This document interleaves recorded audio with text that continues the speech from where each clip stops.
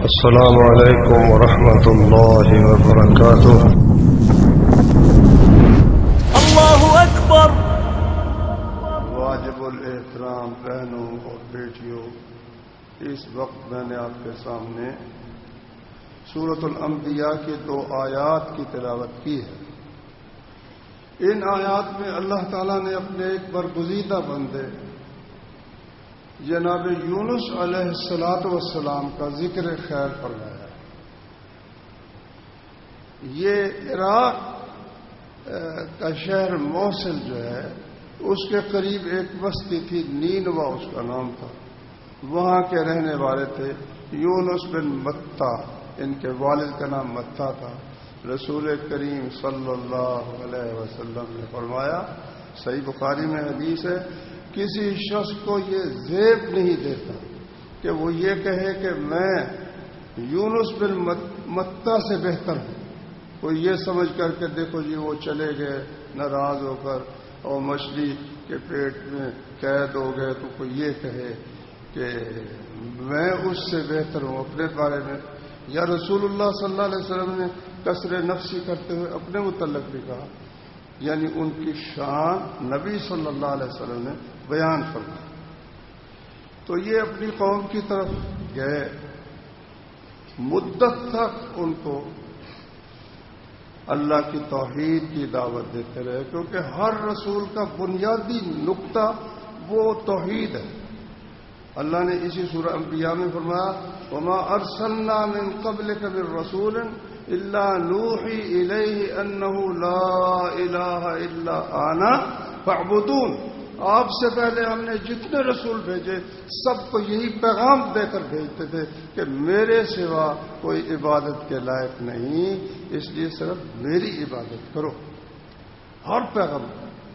اور پھر ساری قوم جب مخالف ہو، کوئی مذاق کرنے والا، کوئی ایذا دینے والا، پھر پیغمبروں کے حوصلے ہیں نا، اور ان کو صبر کی اتنی تلقین اور اتنی تاکید۔ نوح علیہ السلام کو دیکھ لو، 950 برس اپنی قوم کو توحید کی دعوت دیتے رہے۔ جو آدمی فوت ہوتا اپنے بچوں کو یہ نصیحت کر جاتا، لا تذرن ودا ولا سواعا، دیکھنا اس بابے کی بات مت ماننا، اپنے تمہارے جو یہ بت ہیں ود، سوا، یغوث، یعوق اور نصر، ان کو مت چھوڑنا۔ اس کے باوجود حوصلہ دیکھو اس بندے کا، 950 برس دعوت دیتے رہے، بد دعا نہیں کی۔ بد دعا اس وقت کی جب اللہ نے وحی کے ذریعے سے بتایا، انہ لن یؤمن من قومک الا من قد آمن، کہ تیری قوم میں سے صرف وہی جو ایمان لا چکے ہیں، بس یہی ایمان لانے والے ہیں، آئندہ کوئی شخص ایمان نہیں لائے گا۔ پھر انہوں نے اللہ سے دعا کی کہ یا اللہ پھر ان میں سے کسی ایک کو بھی زمین پر باقی مت چھوڑ۔ تو اپنے نبی کو بھی اللہ نے فرمایا، فاصبر لحکم ربک، اپنے رب کے حکم کے لیے صبر کر، کما صبر اولو العزم من الرسل، جس طرح اولو العزم رسولوں نے صبر کیا۔ تو یونس علیہ السلام سے یہ کچھ لغزش ہو گئی، مدت تک وہ دعوت دیتے رہے لیکن قوم نہیں مانی، تو پھر بد دعا کی اور اللہ تعالیٰ کی اجازت کے بغیر وہاں سے نکل کھڑے ہوئے۔ اللہ تعالیٰ نے اس کے متعلق 2 لفظ استعمال کیے ہیں، ذنون مچھلی والا، اور دوسری جگہ سورت میں فرمایا صاحب الحوت، اس کا معنی بھی مچھلی والا۔ تو اللہ تبارک و تعالیٰ نے فرمایا کہ اذ ذهب مغاضبا، غصے ہو کر چلا گیا، غصے ہو کر چلا گیا۔ واقعہ یہ ہوا، سمجھ یہ آتی ہے، اور سورہ صافات میں اس کی ذرا ہے وضاحت ہے۔ فرمایا وَإِنَّ يُونُسَ لَمِنَ الْمُرْسَلِينَ، یقیناً نوح اللہ کے رسولوں میں، یونس اللہ کے رسولوں میں تھے۔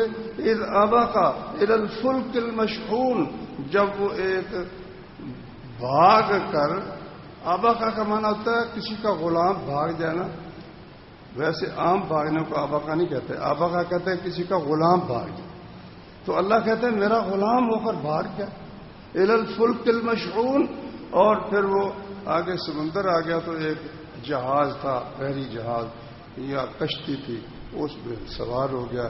کشتی تھی الفلک المشحون، بھری ہوئی تھی، یعنی جتنا اس میں سامان آ سکتا تھا نا اتنے ہی آدمی اور سامان اس میں بھرے ہوئے تھے۔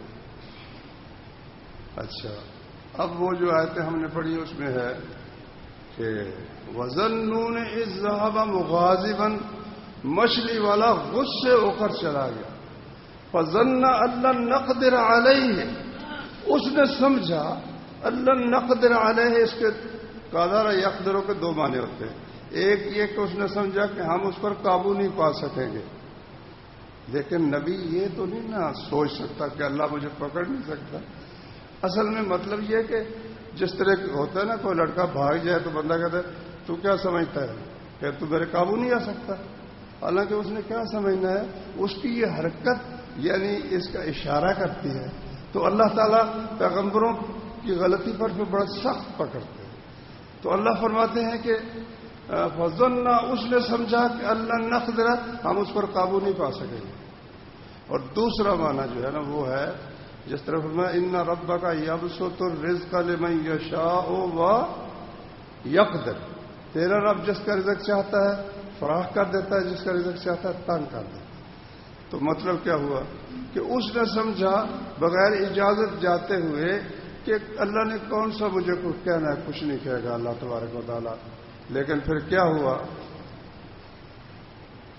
فنادا فی الظلمات، یہاں بات بالکل ہی مختصر کر دی، اندھیروں میں اس نے پکارا۔ اور سورہ صافات میں ذرا تفصیل ہے، کشتی میں سوار ہو گئے، فساہم فکان من المدحضین، کشتی میں سامان زیادہ تھا، آدمی زیادہ تھے، کوئی طوفان آیا تو اب ساری کشتی غرق ہونے کا جب خطرہ پیدا ہوا تو پہلے ایسے موقع پر سامان پھینک دیا جاتا ہے، اگر پھر بھی خطرہ باقی رہے تو پھر یہ کرتے ہیں کہ قرع ڈالتے ہیں، کیونکہ ہر شخص زندہ رہنا چاہتا ہے، تو جس کا قرع نکلے نا اس کو سمندر میں پھینک دیا جاتا ہے۔ یہاں ایک قصہ بڑا مشہور ہے، آپ نے بھی شاید سنا ہوگا، ہم بھی بچپن سے سنتے آئے ہیں کہ جی وہ جو کشتی جب چکر کھانے لگی نا تو کشتی کے ملاح کہنے لگے کہ کشتی اس وقت چکر کھاتی ہے جب اس میں کوئی بھاگا ہوا غلام بیٹھا ہوا ہو۔ تو بتاؤ بھائی تم میں سے بھاگا ہوا غلام کون سا ہے؟ یونس علیہ الصلوۃ والسلام کہنے لگے جی میں بھاگا ہوا غلام ہوں۔ احساس ہو گیا نا۔ اور پیغمبر تو بڑا خوبصورت ہوتا ہے اور بڑی یعنی مؤثر شخصیت ہوتی ہے، وہ کہنے لگے جی آپ کیسے ہو سکتے ہیں، یہ نہیں ہو سکتا۔ انہوں نے قرع ڈالا، ایک دفعہ ڈالا یونس علیہ السلام کا نام نکلا، پھر ڈالا پھر نکلا، پھر ڈالا پھر نکلا، اخیر پھر نہ یونس علیہ السلام خود ہی انہوں نے سمندر میں چھلانگ لگا۔ ایسا نہیں ہے، اللہ کہتے ہیں فساہما، وہ قرع اندازی میں شریک ہوئے، سب کا قرع ڈالا گیا۔ فکان من المدحضین، کئی بندے ان کا نام نکلا بھی ان کو سمندر میں پھینک، اکیلے نہیں تھے، کافی آدمی تھے، پتہ نہیں 20 تھے کہ 10 تھے کہ کتنے، ان میں ایک جناب یونس علیہ الصلوۃ والسلام بھی تھے، تو ان کو سمندر میں اٹھا کر پھینک دیا۔ فالتقمہ الحوت وہو ملیم، بہت بڑی ایک مچھلی نے ان کو لقمہ بنا لیا۔ وہو ملیم، اس وقت وہ ملامت کے مستحق تھے کہ بغیر پوچھے ہمارے چلے گئے، ہمارے پوچھے بغیر ہی چلے گئے۔ فلولا انہ کان من المسبحین، اب وہ ایسی جیل میں چلے گئے جس کا نہ کوئی دروازہ، نہ وہاں پیچھے سے کوئی خبر لینے والا، نہ کوئی وکیل، سوائے موت کے کچھ صورت ہی کوئی نہیں تھی۔ تفسیروں والے لکھتے ہیں کہ یونس علیہ الصلوۃ والسلام نے سمجھا میں شاید فوت ہو گیا ہوں، پھر ہاتھ ہلایا تو ہاتھ ہلا، جسم کو حرکت دی تو اب انہوں نے سوچا میں زندہ ہوں۔ اور اللہ کی طرف سے فیصلہ کیا تھا؟ فلولا انه كان من المسبحین، فیصلہ یہ تھا کہ اگر یونس ہمارا پیغمبر تسبیح نہ کرے، معافی نہیں مانگے گا، میری پاکیزگی بیان نہیں کرے گا، للبث فی بطنہ الی یوم یبعثون، قیامت کے دن تک اسی مچھلی کے پیٹ میں ہی رہے گا، نہ 1 سال نہ 2 سال نہ عمر قید، ہمیشہ کی قید، قیامت تک کی قید کا فیصلہ، اتنا زبردست۔ اللہ اکبر۔ اب اس موقع پر اللہ کے اس جلیل القدر پیغمبر نے کیا کیا؟ اللہ فرماتے ہیں فنادا فی الظلمات، ان اندھیروں میں اللہ کے اس پیغمبر نے ہمیں آواز دی، ہمیں پکارا۔ کیا پکارا؟ اللہ الہ الا انت، پہلے انہوں نے اللہ کی تعریف کی، یا اللہ تیرے سوا اب کوئی مدد کرنے والا نہیں ہے، کوئی اس مچھلی کے پیٹ میں سے کون نکال سکتا ہے؟ تیرے سوا کوئی نہیں نکال سکتا۔ سبحانک، تو پاک ہے۔ اب اس کے کئی مطلب یہاں نکل سکتے ہیں۔ ایک تو یہ کہ یہاں سے نکالنا ٹھیک ہے، بڑا ہی مشکل ہے، کوئی نکال نہیں سکتا، مگر تو پاک ہے، تیرے سامنے کوئی مشکل ہی نہیں، تو آسانی سے یہاں سے نکال سکتا ہے۔ اور ایک اور مطلب ہو سکتا ہے، وہ کیا؟ سبحانک، یا اللہ جو تو نے مجھے سمندر میں پھینکوا دیا، تو نے مجھے مچھلی کا لقمہ بنا دیا، تو ظالم نہیں ہے، نہ تیرا قصور ہے نہ تیری زیادتی ہے، تو ہر ظلم سے ہر زیادتی سے پاک ہے۔ انی کنت من الظالمین، یہ ظلم اور زیادتی یا اللہ تیری کوئی نہیں ہے، میں انی کنت من الظالمین، میں ظالموں سے ہوں۔ یہاں ایک نقطہ ہے، اس کو سمجھ لیا، وہ یہ ہے ان اللہ غفور الرحیم۔ اس کا کیا معنی ہے؟ بے شک اللہ تعالی غفور الرحیم ہے۔ اور اگر یہ ہو کہ ان اللہ کان غفور الرحیم، اب کیا معنی کرو گے؟ کہ اللہ تعالیٰ غفور الرحیم تھا، پہلے تھا اب نہیں ہے۔ کانا کا معنی ہے ہمیشہ کی۔ ان اللہ غفور الرحیم کا معنی کیا ہوا؟ بے شک اللہ غفور الرحیم ہے۔ اور ان اللہ کانا غفور الرحیم کا معنی کیا ہوا؟ کہ اللہ تعالیٰ ہمیشہ سے غفور الرحیم ہے۔ یونس علیہ السلام کیا کہہ رہے ہیں کہ انی کنت من الظالمین، یا اللہ میں کو آج تو نہیں نا اپنی جان پر ظلم میں نے کیا، میں تو ہمیشہ سے اپنے آپ پر زیادتی کرتا چلا آیا، ہمیشہ سے میں اپنے آپ پر ظلم کرنے والا۔ اچھا، ایک طرف وہ ظلم کرنے والے تھے، ظلم ہو گیا ان سے، دوسری طرف اللہ کی شہادت دیکھو، اللہ کہتے ہیں فلولا انہ کان من المسبحین، اگر یہ بات نہ ہوتی کہ وہ ہمیشہ ہی میری تسبیح بیان کرنے والا تھا، اگر یہ بات نہ ہوتی، صرف اس دن اس نے نہیں میری تسبیح بیان کی۔ مسند احمد میں حدیث ہے، رسول کریم صلی اللہ علیہ وسلم نے عبداللہ بن عباس اپنے چچے کے بیٹے سے کہا، یا بنیا، بیٹے احفظ اللہ یحفظک، اللہ کا دھیان رکھنا، اللہ تیرا دھیان رکھے گا۔ احفظ اللہ تجدہ امامک، تو اللہ کا خیال رکھنا، اللہ تجھے سامنے محسوس ہوگا۔ تعرف الیہ فی الرخاء یعرفک فی الشدۃ، خوشحالی کے زمانے میں اللہ کو یاد رکھنا، اس سے جان پہچان، تعارف اس سے جان پہچان خوشحالی میں رکھنا، مشکل میں وہ تیرے جان پہچان کے کام آئے گا۔ تو اللہ کے وہ برگزیدہ پیغمبر خوشحالی میں بھی یاد کرتے تھے، اب مشکل میں پھنسے، پھر انہوں نے اللہ تبارک و تعالیٰ سے دعا کی۔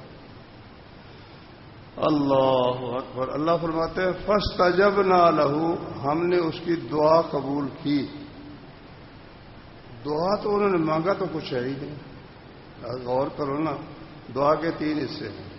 لا الہ الا انت، تیرے سوا کوئی مدد کرنے والا نہیں۔ سبحانک، تو پاک ہے۔ انی کنت من الظالمین، میں ظالموں سے، ہمیشہ سے میں ظالموں سے۔ مانگا تو کچھ بھی نہیں۔ معلوم ہوا کہ بندہ جب اللہ کے سامنے اپنے گناہ کا اقرار کرتا ہے نا اور اللہ کی تعریف کرتا ہے، اللہ کی تعریف، دیکھو تمام دعاؤں میں سے سب سے بہترین دعا جو اللہ نے ہمیں سکھائی ہے پتہ کون سی ہے؟ کیوں بھائی؟ الحمدللہ رب العالمین، سورہ فاتحہ، سورہ فاتحہ ربنا آتنا بھی ہے، ٹھیک ہے، وہ بھی بڑی عمدہ ہے، لیکن یہ تو کمال دعا ہے۔ پہلے اللہ نے اپنی تعریف سکھائی، الحمدللہ، سب تعریف اللہ کے لیے۔ آپ مسجد میں تھے، ایک صحابی سے کہنے لگے، ابو سعید بن معلہ سے، کہ میں مسجد سے نکلنے سے پہلے تجھے قرآن کی سب سے عظیم صورت بتاؤں گا۔ یہ آپ کی تعلیم کا ایک طریقہ تھا متوجہ کرنے کے لیے، پہلے اس کو شوق دلا۔ اب نکلنے لگے بے پرواہ سے ہو کر، اس نے دامن پکڑ لیا، کہتا یا رسول اللہ وہ بتایا نا وہ کون سی صورت ہے؟ آپ نے فرمایا یہ جو الحمدللہ رب العالمین ہے یہ ہے قرآن عظیم، یہ قرآن، یہ 7 آیتیں، یہ قرآن عظیم ہے، قرآن کی سب سے بڑی سورت۔ لمبی سورت تو سورہ بقرہ ہے نا، عظیم سورت سورہ الحمد شریف ہے، کیونکہ اس میں اللہ نے پہلے تعریف سکھائی، پھر بندے کا اور اللہ کا تعلق سمجھایا۔ کیا؟ ایاک نعبد، تیری عبادت کرتے ہیں، وہ ایاک نستعین، اور مدد کس سے مانگتے ہیں؟ پھر جب عبادت تیری کرتے ہیں تو مدد بھی تجھ سے مانگتے۔ اچھا کیا مانگتے ہو؟ اللہ نے پھر وہ بتایا بھی، سب سے اہم چیز جو مانگنے کی وہ کیا ہے؟ صراط مستقیم کی ہدایت۔ یہ سورہ فاتحہ ہمارے نماز میں پڑھتے ہیں الحمدللہ۔ تو یہاں یونس علیہ الصلوۃ والسلام نے صرف اللہ کی تعریف کی، اپنے گناہوں کا اقرار کیا۔ اللہ فرماتا ہے فاستجبنا لہ، ہم نے ان کی دعا قبول فرما لی۔ معلومات دعا کا ایک طریقہ یہ ہے، بہترین طریقہ یہ ہے۔ اچھا اللہ تعالیٰ نے یہیں اسی رکوع میں نا جناب ایوب علیہ السلام کا ذکر بھی کیا ہے، وَأَيُّوبَ إِذْ نَادَى رَبَّهُ، ایوب علیہ السلام کو یاد کرو جب انہوں نے اپنے رب کو آواز دی، انی مسنی الضر، کہ یا اللہ مجھے بڑی تکلیف پہنچی ہے، وَأَنْتَ أَرْحَمُ الرَّاحِمِينَ، تو سب رحم کرنے والوں سے بڑھ کر رحم کرنے والا۔ فاستجبنا لہ، ہم نے ان کی دعا قبول کی، فکشفنا ما بہ من ضر، جو تکلیف تھی ہم نے ساری کی ساری ان کی دور کر دی، اور ان کے اہل و عیال جو فوت ہو گئے تھے، غائب ہو گئے تھے، مال اسباب جو تباہ ہو گیا تھا، ہم نے اتنا بھی دے دیا، اتنا اور بھی ان کو دے دیا، اتنا اور بھی ان کو عطا فرمایا، شفا بھی عطا فرمایا۔ اچھا اب دیکھو نا، ایوب علیہ السلام کی دعا میں بھی صرف اللہ کے رحم کا ذکر ہے، اپنی بیماری کا ذکر ہے، اپیل شبیل کوئی نہیں کی۔ جب عرض جو کر دے یا اللہ مجھے بڑی تکلیف، تو اسی طرح جناب یونس علیہ الصلوۃ والسلام نے بھی صرف یہ کہا کہ لا الہ الا انت، تیرے سوا کوئی معبود نہیں، سبحانک، تو پاک ہے، انی کنت من الظالمین، میں ہمیشہ سے ظالموں سے ہوں۔ فاستجبنا لہ، ہم نے انہیں نجات دی، ونجیناہ من الغم، اور انہیں غم سے نجات عطا کی، وَكَذَلِكَ نُنْجِي الْمُؤْمِنِينَ، ایمان والوں کو بھی ہم ایسے ہی نجات دیتے ہیں۔ اللہ اکبر، ترمذی میں حدیث ہے، صحیح حدیث ہے، سعد بن ابی وقاص بیان کرتے ہیں کہ رسول کریم صلی اللہ علیہ وسلم نے فرمایا کہ مچھلی والے کی دعا، دعوت ذی-النون، مچھلی والے کی دعا کوئی مسلمان کسی مقصد کے لیے پڑھے، اللہ تعالیٰ اس کی دعا قبول فرماتا ہے۔ یہ فرمان ہے نبی صلی اللہ علیہ وسلم۔ استغفار جو ہے نا، اچھی طرح سمجھ لو کہ جو مصیبت آتی ہے نا ہم پر، کہتے جی ازمائش آتی ہوگی پیغمبروں پر، ویسے اللہ تعالیٰ کا جو معاملہ ہے نا پیغمبروں سے، ان کی چھوٹی سی لغزش بھی وہ بڑی بن جاتی ہے، چھوٹی سی لغزش، مقام جو بڑا ہے، تو اس لیے پھر وہ یہ کہتے ہیں یا اللہ، ہمارے بابا والد ماجد ہمارے آدم علیہ الصلوۃ والسلام اور ہماری والدہ ماجدہ، ان سے جب غلطی ہوئی تو انہوں نے کیا کہا تھا؟ ربنا ظلمنا انفسنا، وَإِن لَّمْ تَغْفِرْ لَنَا وَتَرْحَمْنَا لَنَكُونَنَّ مِنَ الْخَاسِرِينَ۔ اللہ نے قرآن میں فرمایا ما اصابکم من مصیبت فبما کسبت ایدیکم، تمہیں جو مصیبت پہنچتی ہے وہ تمہارے ہاتھوں کی کمائی کا نتیجہ ہے۔ وَيَعْفُو عَن كَثِيرٍ، ابھی اللہ تعالیٰ بہت سے گناہوں سے درگزر کرتا ہے۔ اس کے فضل و کرم کی حد یہ ہے کہ اس نے فرمایا وَلَوْ يُؤَاخِذُ اللَّهُ النَّاسَ بِمَا كَسَبُوا مَا تَرَكَ عَلَى ظَهْرِهَا مِن دَابَّةٍ، اگر اللہ لوگوں کو ان کے عمل کی وجہ سے گرفت کرے، پکڑے، زمین پر کوئی چلنے والا ہی باقی نہ رہے، زمین پر باقی چلنے والا ہی باقی نہیں۔ تو یہ اللہ کا فضل ہے۔ اس لیے بھائیوں، بچہ بیمار ہو گیا، ساری رات سوتا نہیں ہے، غلطی میری ہے، میری بیوی کی غلطی ہے، میری کوئی غلطی ہے۔ ہمیں سب سے پہلے اپنی غلطیوں کی طرف، بجائے اس کے کہ ہم کیا جی فلانے نے یہ کر دیا، فلانے نے یہ وہ کر دیا، فلانا کیا کر سکتا ہے؟ کون میرا کاروبار بند؟ یہ فلانے نے کاروبار میرا بند کر دیا، کون بند کر سکتا؟ جس کو اللہ تعالیٰ، اللہ ہر نماز کے بعد پڑھتے نہیں اللہم لا مانع لما اعطیت، یا اللہ جو تو دے دے کوئی روک سکتا ہی نہیں، اور جسے تو روک دے وہ کوئی دے سکتا ہی نہیں۔ جب کوئی مصیبت، کوئی مشکل پیش آئے، اس وقت بندے کو چاہیے کہ وہ اللہ کی طرف رجوع کرے، اپنی غلطی سمجھے، لوگوں کو نہ دیتا پھر جی مجھے فلانے نے پکڑ لیا، حکومت پاکستان نے مجھے پکڑ لیا، گرفتار کر۔ ٹھیک ہے، لیکن اگر اللہ نہ چاہے تو کون پکڑتا ہے؟ کون پکڑ سکتا ہے؟ جو کچھ ہے وہ اپنی ہی نالائقی کا نتیجہ ہے۔ شیخ سعدی نے ایک بڑی مزیدار بات کہی، کہتا ہے گرچہ تیر از کما ہمیں گزرت، از کما دار بین دہل خیرت، کمان سے جب تیر نکلتا ہے، بندوق سے گولی نکلتی ہے، تو بیوقوف ہوگا جو کہے گا اس بندوق کا قصور ہے کہ اس نے مجھے گولی مار دی، اس کمان کا قصور ہے کہ اس نے مجھے تیر مار دیا۔ سمجھدار کہے گا پیچھے جو بیٹھا ہے نا اس کی لب دبانے والا، اس کا لبلبا دبانے والا کام اس کا ہے۔ اسی طرح جب کوئی مشکل پیش آتی ہے اس وقت بندے کو چاہیے وہ سوچنے کی کیا بات ہے یار، ہمارا تو ہر وقت ہی کسی نہ کسی نافرمانی میں ہے۔ اس لیے نبی صلی اللہ علیہ وسلم صحیح مسلم ہے ایھا الناس توبوا الی اللہ، لوگوں اللہ کے سامنے توبہ کیا کرو، فانی استغفر اللہ کل یوم 100 مرۃ، ہر روز میں 100 دفعہ اللہ سے معافی مانگتا ہوں، 100 دفعہ۔ ہمارا نبی صحابی کہتا ہے ایک مجلس میں ہم سنتے کہ رسول اللہ صلی اللہ علیہ وسلم یہ پڑھتے رب اغفر لی وتب علی انک انت التواب الغفور، ایک مجلس میں 100 دفعہ پڑھ جاتے۔ تو میرے بھائیوں، ہر بندہ ہی کسی نہ کسی مشکل میں مبتلا ہے، کسی کو کوئی مشکل ہے، کسی کو کوئی مشکل ہے۔ اس کی حقیقت یہ ہے کہ وہ اپنی کوتاہیوں کا، اپنی بدعمالیوں کا، اپنے گناہوں کا نتیجہ ہے۔ بغیر کسی کا قصور نکالنے کے بندے کو چاہیے کہ وہ اپنے اعمال پر نگاہ ڈالے اور پھر ان دعاؤں میں سے جو اس کی طبیعت کو پسند ہے۔ یہ یونس علیہ السلام کی دعا تو کمال دعا ہے، کئی قتل کر کے آ جاتے ہیں، پھر جب نادم ہوتے ہیں اور پڑھتے ہیں کثرت سے، اللہ تعالیٰ ان کو پھانسی سے نجات عطا فرما دیتا ہے۔ چھوٹی موٹی تو بات ہی کوئی نہیں۔ تو اس لیے میرے بھائیوں، جو بھی کوئی مشکل پیش آئے اس میں ہمیں ہمیشہ کسی دوسرے کا قصور نکالنے کی بجائے، اس پر ناراض ہونے کی بجائے، اپنے اعمال پر نگاہ ڈال کر اللہ تبارک و تعالیٰ سے معافی مانگنی چاہیے۔ اللہ تعالیٰ سمجھنے کی، عمل کرنے کی توفیق عطا فرمائے۔